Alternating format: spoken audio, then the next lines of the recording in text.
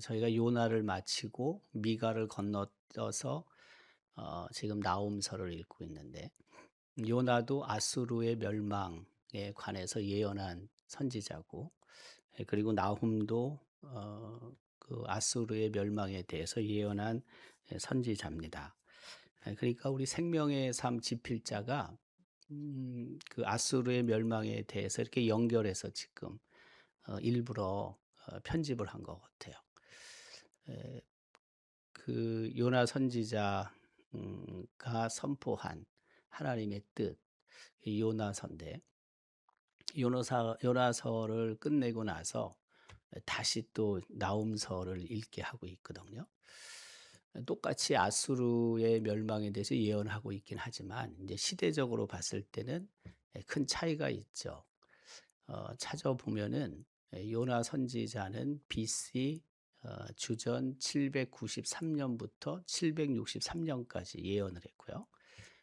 우리가 지금 읽고 있는 나훔 선지자는 어, 그것보다 한 100년 늦게 주전 663년부터 612년까지 예언을 했거든요. 그러니까 시대적으로 그 큰 갭이 있는 거죠. 한 100수십 년의 차이가 있는 거죠. 다만 이제 아수르에 대해서 그 하나님의 뜻을 선포했다는 것은 동일하죠. 근데 내용도 차이가 있잖아요. 우리가 알고 있듯이 요나 선지자를 하나님께서 아수르의 수도인 니느웨로 보내신 이유는 아수르의 멸망도 멸망이지만 마지막 기회를 주시기 위해서 회개하라는 거죠. 회개를 선포하게 하셨잖아요. 그래서 니느웨 성에 있던 아수르 사람들이 그 요나 선지자의 말을 듣고 그 죄를 뒤집어 쓰고 금식하며 회개를 했잖아요. 물론 왕도 그렇게 했고요. 그래서 하나님께서 니느웨 성의 멸망을 유보하시는 거죠. 이제 그리고 그 멸망은 그 이후에 최대 BC 793년부터 763년까지 요나 선지자가 예언을 했으니까. 그리고 아수르가 멸망한 게 BC 주전 612년도거든요. 그러니까 만약에 요나 선지자가 에, 그, 그 선포한 게 763년이라고 하면은 612년도니까 한 140년의 차이가 있는 거고, 그 763년보다 더 앞서서 예언을 했다 그러면은 그것보다 더 전에 한 거가 되는 거죠. 뭐 한 150년, 160년 전에 선포를 한 거예요. 근데 이제 어쨌든 멸망까지는 그렇게 시간이 많이 흘렀단 말이에요. 하나님께서 멸망을 시키지 않으셨단 말이에요. 그런데 이 아수르의 죄가 반복적으로 계속이 됐다는 거죠. 회개를 하고 그다음부터 그 하나님의 말씀에 따라 살고 더 이상 범죄하지 않으면은 문제가 없는데, 죄가 그렇잖아요. 원래가 죄라는 게 계속해서 반복해서 우리가 짓게 되죠. 딱 단절하면 좋지만 또 단절하려고 마음을 먹어도 그 단절이 계속되는 게 아니고 또다시 스멀스멀 우리 안에서 그 죄에 대한 습성이 나타나게 되고 이제 죄를 짓게 되는 거죠.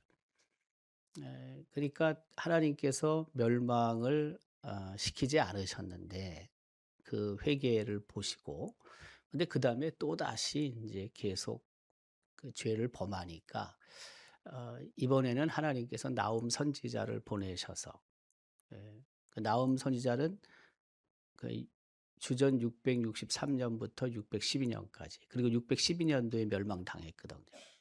정확하게 언제 나홈 선지자가 아수르에 대해서 예언했는지는 잘 모르지만 어쨌든 예언을 이제 한단 말이에요. 이제 완전히 멸망과 심판을 하나님께서 선포하게 하시는 거죠. 그러니까 요나는 회개를 선포한 거고 기회를 주시는 거고 하나님께서. 나훔 선지자는 아수르의 완전히 멸망을 선포하는 거예요. 더 이상의 기회가 없는 거예요. 그러니까. 두 개가 차이가 있는 겁니다. 두 선지자가 하나님의 뜻을 전하기는 하는데 이제 더 이상 이거는 뭐 가능성이 없는 거예요. 네. 그만큼 계속적인 범죄를 통해서 여호와의 날이 이제 임박했다는 것을 알리게 되는 거죠. 우리가 알고 있듯이 구약 성경에서 선지자들이 여호와의 날을 선포하는데 여호와의 날은 이중적인 의미를 갖고 있지 않습니까? 첫 번째는 하나님의 말씀에 불순종하는 사람들, 그런 사람들에게는 하나님의 정의가 공의가 실현되는 날입니다. 그래서 멸망의 날이고 심판의 날이에요. 하지만 하나님의 말씀을 순종하는 자들에게는 이제 구원의 날이죠. 승리의 날이 되는 거죠. 이제 그런 내용들이 이 안에 포함되어 있습니다. 1절은 이렇게 기록하고 있습니다. 파괴하는 자가 너를 치러 올라왔다. 여기서 이제 파괴하는 자는 아수르 니느웨 성을 파괴하는 자, 함락시키는 자, 공격하는 자, 흩트는 자라는 뜻입니다. 그래서 그 파괴하는 자는 구체적으로 우리가 알고 있는 바벨론과 메디아, 메디아를 이제 메데라고도 부르는데 두 연합군이 아수르를 침공하게 되는 거죠. 그래서 아수르가 이 메데 바벨론 연합군의 멸망을 당하게 돼서 그 이후에 이제 신바벨로니아가 우리는 이제 바벨론이라고 보통 얘기를 하는데 그 고대 바벨로니아가 있었고 그 잘 알고 있는 뭐 함무라비 법전을 만든 함무라비 시대 이건 한참 이전에 고대 바벨론이 있었고 그리고 이제 후에 지금 이 연합군 속에 있는 바벨론은 이제 신바벨론이라고 부르는 거죠. 근데 성경에서는 뭐 신바벨론, 구바벨론 이렇게 구분하지 않고 그냥 바벨론이라고 말하는 거죠. 네. 그래서 그다음에 이제 바벨론 시대가 열리는 거죠.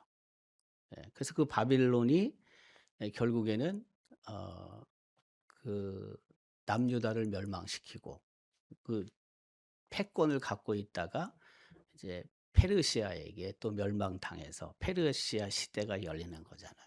그러니까 지금 우리가 시대가 그렇게 가고 있는 거예요. 아수르 시대가 있고 바벨론 시대가 있고 그다음에 바사 페르시아 시대가 이제 있게 되는데 오늘 본문에서는 아직 아수르 시대가 끝난 건 아니고 하나님께서 이렇게 하실 것이다. 멸망시킬 것이다라고 말씀을 하고 계시는 거죠. 그래서 파괴하는 자 메대 바벨론 연합군이 아수르를 치러 올라왔다. 너희가 산성을 지키고 길을 파수하고 허리를 견고히 묶고 네 힘을 크고 굳게 할지어다. 근데 이래도 아무 소용이 없다는 거죠. 한마디로 얘기하면. 아무리 뭐 대비를 하고 준비를 한다 할지라도 이미 끝났다는 거죠. 하나님의 손에서 이미 넘어간 거예요.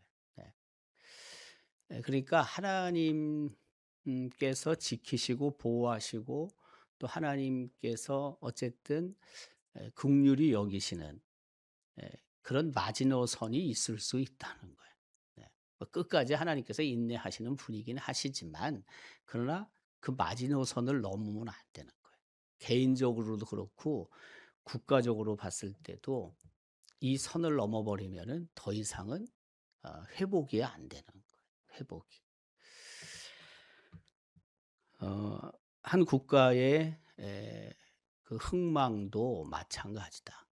인간의 한 개인의 그 삶도 똑같지만은 한 나라도 마찬가지인 거예요. 그러니까 그 선이라는 것을 사실은 때때로 그 하나님께서 예전에는 선지자를 통해서 이렇게 노티스를 하는 거죠. 이렇게 경고를 하시는 거예요. 오늘날에는 이미 하나님의 말씀이 성경 안에 다 기록이 돼 있으니까 하나님의 이 말씀 성경을 통해서 하나님이 그렇게 우리로 하여금 깨닫게 하시기도 하시고 또는 여러 현상들을 통해서 그 현상들이 이제 성경에 기록된 이렇게 우리가 읽고 해석하면은 이제 그런 어 현상들이 바로 지금이라고 또 해석이 되는 경우도 많으니까. 근데 그런 것들을 보면서 깨달아야 되는 건데 그 시대의 징조를 분별해야 하는데 우리가 이걸 이제 놓치게 되면은 마지노선을 넘는 거죠. 예. 그러니까 아무리 뭐 대비를 해도 더 이상은 안 되는 거예요. 그러니까 여호와의 날 바로 그게 인제 마지노선인 거죠 어떻게 보면. 여기를 넘어가면은 끝나는 겁니다. 끝나는. 그러니까 예수님께서 다시 이 세상에 오시는 거잖아요. 재림하시는 거잖아요. 그러니까 하나님이 보실 때 '넘어갔다. 이제 더 이상은 이게 회복이 안 된다.'라는 생각이 드시면 아들 예수 그리스도를 다시 이 세상에 보내시는 거죠. 그런데 예수님이 이 세상에 오시는 것은 아무도 모르죠. 하나님만 아시죠. 예수님도 모른다고 성경은 기록하고 있거든요. 하나님께서 가라고 하면 예수님도 오셔야 되는 거예요. 이 이 세상에 다시 오셔야 되는 거예요. 그게 이제 신약적으로 봤을 때 이제 여호와의 날인 거죠. 구약의 여호와의 날이 되는 거죠. 그래서 그리스도 안에 있지 않는 사람들 심판을 받는 거죠. 그리스도 안에 있는 사람들은 어 그 승리의 개가를 부를 수 있게 되는 거죠.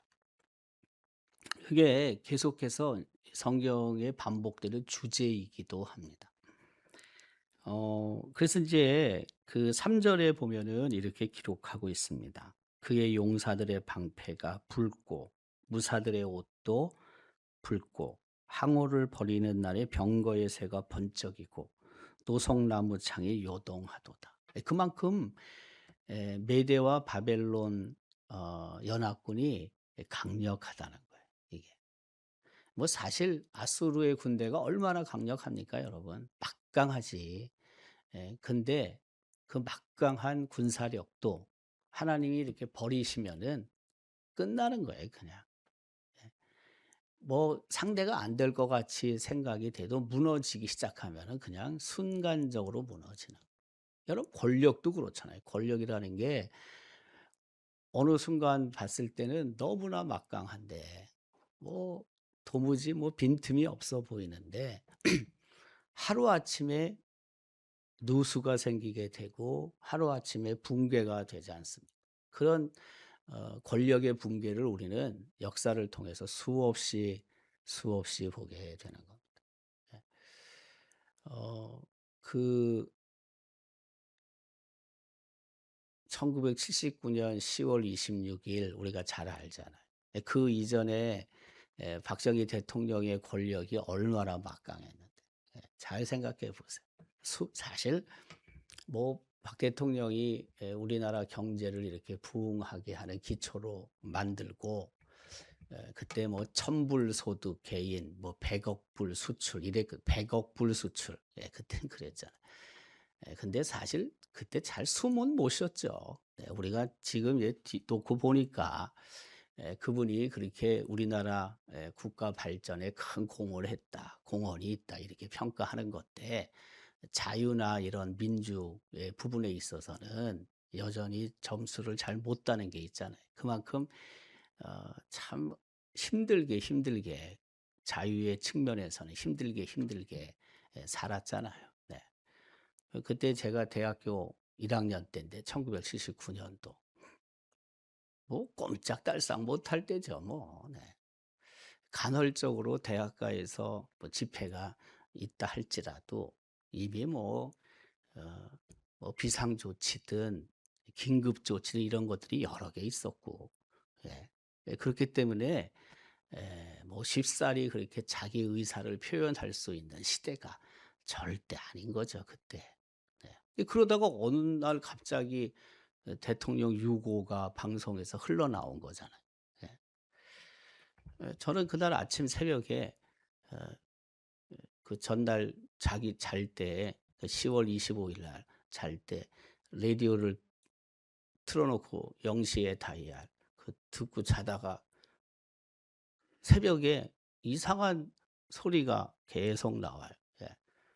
그러니까 이게 유고가 생기면서 정상적인 방송이 되지 않고 라디오의 방송국에서 그냥 이상한, 어? 평소하고 다른, 어? 그런 음악이들 이런 게 쭉 나왔거든. 그랬더니만은 이제 6.55 생겼다 이런 게 뜨기 시작을 한 거죠. 네. 그러니까 권력이라는 게 하루아침에 순간적으로 붕괴가 됩니다. 예. 우리가 생각할 때는 '야 저거 언제 바뀔 수 있나.' 뭐 그런 생각이 들지만은 네 꼭 그렇게 오래가지 않습니다. 예. 언제나 그렇습니다. 언제나. 살아보면 알아요, 살아보면. 근데 그게 견디기가 힘든 거지. 견디기가 되게 힘들어요. 예를 들면 그게 뭐 1 년, 2 년, 5년 이렇게 가는 게 굉장히 오랫동안 가는 것 같은데, 그러나 이렇게 큰 역사의 줄기에서 보면은 진짜 잠깐인 거죠. 잠깐이죠. 네. 아수르도 똑같습니다. 아까 아수르도 보면은. 여기 지금 아까 읽었던 3 절에도 마찬가지입니다. 이제 속수무책으로 당하는 겁니다. 예. 4 절에 이렇게 기록하잖아요. "그 병거는 미치듯이 거리를 달리며 대로에서 이리저리 빨리 달리니 그 모양이 횃불 같고 빠르기가 번개 같도다." 예. 병거가 달리기 시작하는 거예요. 막지도 못해요. 한번 물꼬가 딱 터이면은요. 이전에는 그렇게 용맹스럽고 그렇게 막강해 보이는 군사들이 꼼짝달싹 못해요. 그냥 끝나는 거예요 그냥. 예. 그 8 6 절은 이렇게 기록하잖아요. "강들의 수문이 열리고 왕국이 소멸된다." 네. 여러분, 그 우리나라는 저는 그걸 잘 못 봤는데 외국에 가 보면은 성이 있고 그 성 주변에 물들이 이렇게 쭉 흐르는 게 있잖아요. 물로 이제 막아 놓은 거죠. 왜냐하면 적들이 공격을 할 때 이제 수로를, 외곽에 수로를 이렇게 대형 수로를 만들어서 그 성으로 못 들어오게 하잖아요. 그걸 이제 보통 해자라고 부르는데, 해자라고 부르는데, 해자가 이게 이 외국말인가 해자 해서 예전에 한번 찾아본 적이 있는데, 한문이에요 한문. 한자인데 해자가. 그 해자가 뭐냐면은 경계해야 경계해. 그러니까 성하고 이 바깥의 사람들이 침범하지 못하도록 물로 경계를 이제 해 놓은 거죠. 인위적으로 만든, 그걸 해자라고 그래요. 수로. 그러니까 말 같은 것들이, 마차 같은 게 직접 못 들어오는 거죠 일단. 물론 이제 거기에 다리나 통로를 또 만들어서 왔다 갔다 하긴 하지만은 그게 없으면은 이걸 건너야 되거든요. 건너야 돼요. 도쿄에 가도, 동경에 가도 그 일본 큰 성, 에도성인가 거기에 보면 그 해자가 있죠. 그 여러 나라를 가 보더라도 성 주변에 그 물 수로들이 있잖아요. 이게 바로 그런 강들의 수문이 열리고, 그렇게 우리가 해석할 수 있거든. 왕궁이 소멸되고, 그 니느웨 성이 여러분 얼마나 막강한, 잘 갖춰진 튼튼한 성이었습니까? 예. 거의 뭐 음 그 자료들에 의하면은 함락 당할래야 당할 수 없는 그런 성입니다. 니느웨 성이. 성벽 높이가 30 미터. 여러분 30 미터면은 10층 이상이 되는 겁니다. 10층 이상. 그걸 무슨 수로 올라갑니까 여러분. 그렇게 쌓았다니까요. 그다음에 이중 성벽이 있었대요. 이중 성벽. 하나도 아니고. 이중 성벽인데 그 사이에, 그 사이, 예? 벽이 이렇게 성벽이 있으면 여기에 말 4 마리가 함께 달릴 수 있는 도로가 있었다는 거 아니에요 30 미터 위에. 망대가, 초소가 수십 개가 있었고, 수백 개, 수백 개, 수백 개가 있었고, 이게 여러분 어떻게 함락이 당하겠습니까? 함락 당할 수가 없는 거지. 아무리 메대 바벨론 군대가 잘 갖춰지고 있어도 뭐 그 정도를 그걸 함락시킬 만큼 이 신흥 국가들이 군사력을 갖고 있었을까요? 저는 그렇게 생각 안 해요. 예. 안 되는 거예요. 원래 함락이 안 되는 거라니까요 이거는. 근데 함락이 되는데 뭘. 뭔가 하나 이렇게 딱 무너지기 시작하면은 그냥 쉽게 무너지는 거예요. 쉽게 무너져. 그거는 회사도 똑같고 제가 봤을 때 가정도 마찬가지고 한 나라와 국가도 비슷합니다. 예. 그렇게 오랫동안 끝까지 유지하는 게 얼마나 힘든지 모릅니다. 하나님께서 한번 손을 놓으시면은 그냥 끝나는 거예요. 끝나는 거예요. 그러니까 하나님이 손을 놓으시기 전에 정신을 차려야 되는 거죠. 예, 그 마지노선을 넘어가면 안 되는 거죠.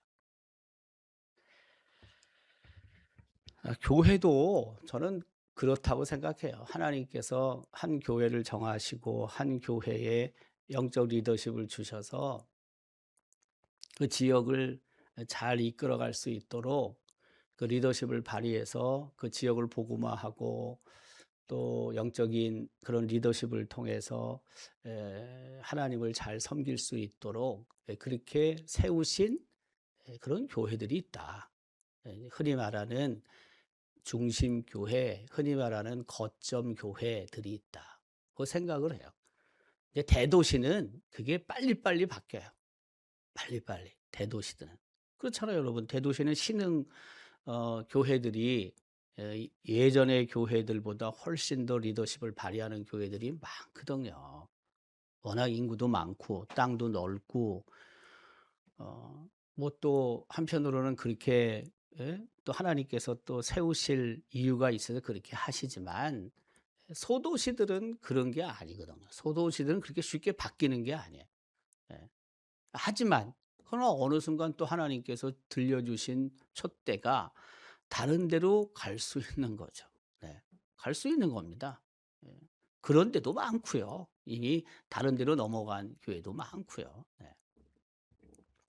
그러니까 어쨌든 하나님이 주신 그 사명들을 잘 감당을 해서 신실하게 감당을 해서 어 그 역할을 잘 감당을 해서 계속적인 그런 영적인 리더십을 발휘할 수 있도록 최선을 다해야 하는 거죠. 다. 그냥 한번 들려 주셨으면 그게 뭐 예수님이 오실 때까지 끝까지 그냥 유지되는 건 아니다. 예.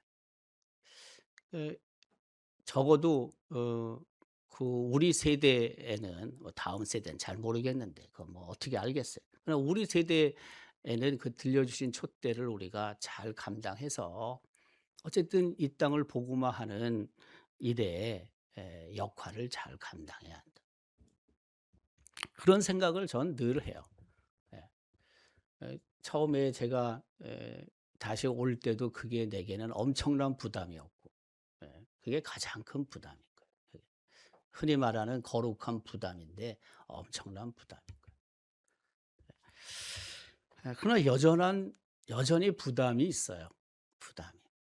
또 뭐 우리 세대가 끝나고 또 다음 세대들이 그 역할을 또 해야 하고 또 그 다음 세대가 그런 역할을 하기 위해서 우리 전 세대들이 지금 우리 기성 세대들이 또 준비해 놓아야 될 것도 있을 것이고 그렇잖아요. 또 그다음 세대들이 자기 세대 때 또 해서 뭔가를 이루어야 가야 될 것도 있고 그러나 우리 입장에서는 다음 세대들이 후세대들이 그 역할을 할 수 있도록 우리가 갖춰 줘야 될 게 또 있지 않겠어요. 네. 뭐 엄마 아버지가 아이들이 크고 직장을 갖고 또 뭐 결혼을 하고 가정을 이루게 되면 뭔가 조금이라도 그래도 어 사는데 좀 도움을 주기 위해서 엄마 아버지들이 뭔가를 하잖아요. 예. 그거 안 하는 부모가 어디 있겠어요. 다 조금씩 어쨌든 정도의 차이는 있지만 하잖아요. 우리 전 세대도 똑같다는 거예요. 후세대들을 위해서 뭔가 갖춰줘야 될 것들이 있다. 네. 바로 그게 어떻게 보면 우리의 거룩한 부담이고 거룩한 짐이에요. 그게. 그래도 우리가 할 수 있으면 또 해야 되죠. 예. 그래야지만 하나님께서 들려주신 그 촛대를 어쨌든 후세대들이 잘 유지해 가고 더 이 땅을 복음하는 일에 맡겨진 일을 잘 감당할 수 있지 않겠습니까? 7 절에도 이렇게 될 것이다. 예, 완전히 멸망당하는 겁니다. 정한 대로 왕후가 벌거벗은 몸으로 끌려간다. 왕후가 벌거벗은 몸으로 끌려갑니다. 얼마나 수치스럽습니까? 그 모든 시녀들이 가슴을 치며 비둘기같이 슬피 운다. 끝난다는 겁니다. 네, 한마디로 얘기하면. 예, 그래서 나홈 선지자가 아수르의 멸망을 이렇게 선언한다고 봐도 틀리지 않습니다. 이제 하나님의 손에서 떠났다는 것입니다. 이제는 되돌릴 수 없는 겁니다. 그래서 2 절에 이렇게 기록하죠. 여호와께서 야곱의 영광을 회복하시되 이스라엘의 영광 갖게 하시나니. 그렇잖아요.